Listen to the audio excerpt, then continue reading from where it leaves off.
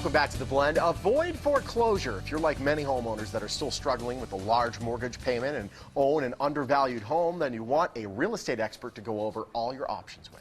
Real estate and short sale expert Lathe Lavada, broker for First Prime Realty Group, is here with more. Good morning. Welcome. Good morning. Now, what should a homeowner do if they are facing foreclosure or they are underwater, as many people still are?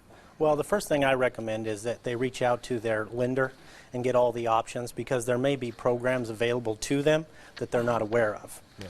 And then the second thing I recommend that they do is talk to a real estate professional, a real estate agent who has experience and knowledge about all the programs that are available to the homeowner, because there's something that they may not know about that the lender may not have even shared with them. And that happens a lot of times through customer service, and there is a lot of frustration when it comes to talking to banks and lenders by the homeowner. So I definitely understand that, but they still got to keep that line of communication open. Yeah, when the homeowners call on the 1-800 number, they're getting a different person, sometimes a different answer. Unfortunately, every time. Yeah. Yeah, and they get asked a lot of the same questions over and over again, and it can be a challenging process. So that's where the real estate agent can step in, and after the submission process is started, it can really help out. Speaking of questions, obviously you're dealing with this on a day-to-day basis with people all around the valley, but to that person, that's probably the first time that they found themselves in this situation. What's that one question you hear from a person that's facing foreclosure?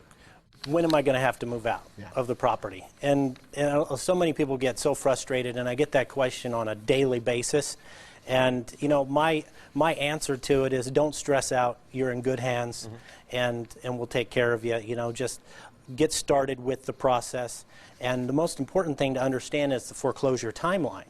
And that foreclosure timeline starts about 3 to 4 months after a missed payment. And the notice of default is filed. And then there's 90 days after that minimum, and then there's the notice of sale date that's filed. That gives you 21 days till foreclosure, and then that's when you need to be worried about having to move out of the property. Gotcha. So understanding that timeline and understanding where you're at within that timeline can be a big stress reliever, but the homeowner really does need to get started along the process right away, because there's things that creep up that you just can't know about until you get in the process. And for many people who are facing this is the first time they've gone through this, they've missed a payment, they're behind. So, and it can get very confusing. So when do you know when to do a short sale or when to do a foreclosure? Well, I think the short sale is a far better option than a foreclosure. For one reason is that they're still giving out relocation money, and that can range anywhere from $2,500 all the way up to $30,000. Wow. Yeah, depending on the situation and the lender and all of that. So we work to get as much as possible for that homeowner as that we can. But the short sale is it's more manageable than the foreclosure. You know when you're going to be having to move out, and you're always going to be behind the driver's seat, I tell the sellers, when you're doing a short sale or a loan mod, because you always know within 30 days what's going to happen, and that's important. Why should someone call now and get the ball rolling? There's programs that are ending that won't be available at the end of the year, very possibly, and those may or may not get extended, but you don't want to wait too long. The other thing is there's a state program that you can be a part of, and it can stop the foreclosure process and give you more time to deal with it.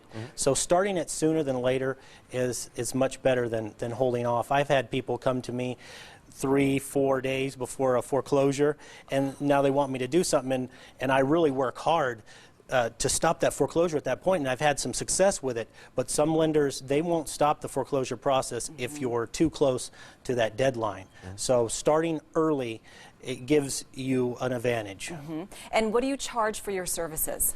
Well, that's the beauty about me and my company, is we don't charge anything to do the short sale process, and a lot of times the homeowner can leave the closing table with money in their pocket and make a smooth transition. And that money that I'm speaking about is that relocation money that we work so hard to get the homeowner. And again, it ranges from $2,500 all the way up to $30,000, just depending on the scenario. And it sounds like it's ridiculous. Why would the bank be paying me? But they end up saving a lot of money avoiding the foreclosure. They do. The foreclosure is much more expensive than the short sale. And it's the bank that pays that?